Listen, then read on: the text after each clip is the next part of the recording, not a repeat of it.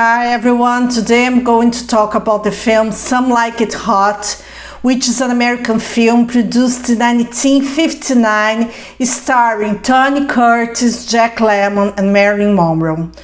In 1929, two musicians, they were working in a place where alcoholic beverages were served. And we must bear in mind that the prohibition in the United States was effective from 1920 to 1933. And then the police was there, and then one mafia group was fighting against the other, and then they were borrowing a car from a woman they knew, those musicians, and then they involuntarily witnessed one mafia group killing the other. Of course that the mafia group who killed the other guys, they were trying to kill the witnesses too. But both musicians, they got to run away. And that happened in Chicago. So they needed to go to a faraway place so they could run away from the criminals. The opportunity happened because a band, a female band, all-female band, was hiring two musicians. But they were both men, so they disguised themselves as women, they got the jobs, and they went to Florida by train. Inside the train, they met Sugar, who was played by Marilyn Monroe, and they all became really good friends. Of course that both musicians, they were men, and they felt attracted by Marilyn. So they had to fight against their male instincts and not make any pass at Sugar, because after all, they were supposed to behave as women. Then they arrived in Florida. One of the musicians, he had a second identity as a millionaire, so he could flirt with Sugar. In the meantime, the other musician, he was being courted, he was really admired and loved by an old billionaire, and he played along because the other man was really rich. And then things seemed to go well. One of the musicians, he disguised sometimes as a millionaire, he could date Sugar, and then the other musician, while he pretended to be a woman, he could date a millionaire. However, the same mafia criminals who had killed the rival gang, they showed up in the same hotel where the female band was in Florida. Then both musicians, they were recognized by the criminals as the witness of the killings in Chicago, and then the criminals, they tried to catch and kill the musicians. However, a rival gang within the mafia found those criminals and killed them. In the middle of the confusion, the musicians got to run away.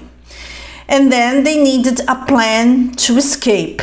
And the plan that got to think about is that one of the musicians, the one who was dating the millionaire man, she was supposed to go away with him in his yacht and then bring her other friend, who was the other musician. But then he tried to say goodbye to Sugar and kissed her while he was disguised as woman. Then Sugar realized that the musician and the millionaire she was dating were the same person, and went away with the two musicians and the elderly millionaire.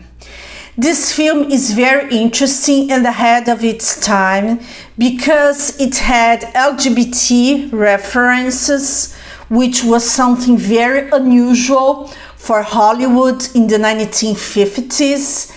And we can see in the very end of the film, when the old millionaire, he wanted to marry one of the musicians, thinking he was a woman. And the guy said, no, I can't marry you. I'm not a natural blonde. I smoke. I cannot have children. And the millionaire didn't seem to care about anything. In the end, the musician, he said, I am a man. I can't marry you. And then the millionaire said, oh, nobody's perfect. And then it's implied that the millionaire still wanted him. So it's a slightly transgressive film for the era, and it has Marilyn Monroe at the height of her beauty. It has Tony Curtis, who was the heartthrob of the time, Jack Lemmon, who was a very popular comedian.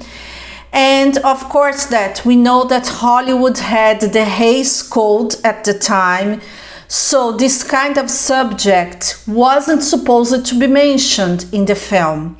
Men in drag and references to LGBT matters, but it happened, the film was made, and it proved to be a big hit, which showed that the audiences were no longer as conservative as before.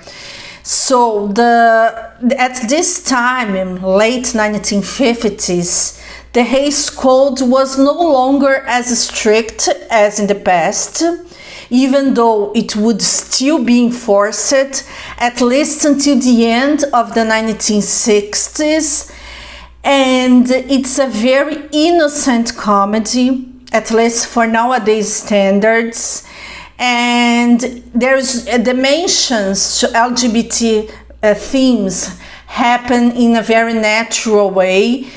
And it's interesting because we can see that even though there are references to the mafia, which was a big problem in some places in the 1920s, and some references to rival gangs that they were fighting for territory, we can see that this film is mostly a romantic comedy. And even though that the couples, they were totally unlikely to succeed, they did. Even Sugar and her affair with the millionaire, it was totally unlikely that it would work, because it was actually the musician who disguised himself as a woman, and then he had a second disguise as a millionaire. So it seemed something totally impossible to work out. But in the end, it worked out. The musician told Sugar that she deserved better, that she shouldn't live with him. He was poor, he was a womanizer, that he was so similar to other men who took advantage of her in the past. And she said, oh, it always happens, it will not convince me to leave you. And then she chose to stay with him, because she realized that even though the musician lied that he was a millionaire, he was actually, despite this lie, the only man who ever cared about her. So it's a really interesting ending. It's a sweet film. The reference to criminality, it doesn't make the film any less funny and any less romantic. And we must bear in mind that this film was made in 1959, but the setting of the film is 1929, 30 years before the time when the film was actually made. So this film is sheer old Hollywood, with Marilyn Monroe, who is a myth, popular actors at the time, made by a big studio. It's a classic, so it's highly recommended, and it's still funny to this day. That's all for now, folks. I hope you enjoyed this video. See you!